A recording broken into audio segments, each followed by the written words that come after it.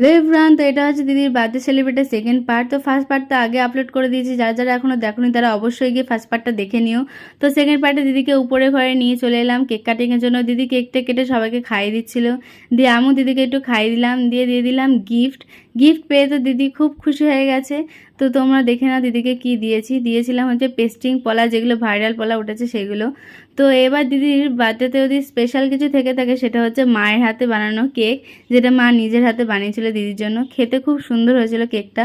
তারপর চলে এলাম ডিনার করতে। ডিনারে ছিল হচ্ছে চিকেন চাও, যেটা দিদি খাইয়েছিল। এদিকে আমি অরূপদা খাচ্ছে, আর ওদিকে বার্থডে গার্ল বসে বসে আমাদের খাবার দেখছে। তারপর খেয়ে দিয়ে দিদিরা হয়ে গেল রেডি বাড়ি যাওয়ার জন্য। বাড়িটা পুরো ফাঁকা হয়ে গেল যেহেতু ওরা চলে যাচ্ছিল। তো আজ ভিডিও এটুকুই, দেখা হচ্ছে অন্য কোনো ভিডিওর সাথে। তো তোমরা সবাই ভালো থেকো, সুস্থ থেকো। আর ভিডিওটা শেষ করার আগে কটা ফটো তোমরা দেখে নাও।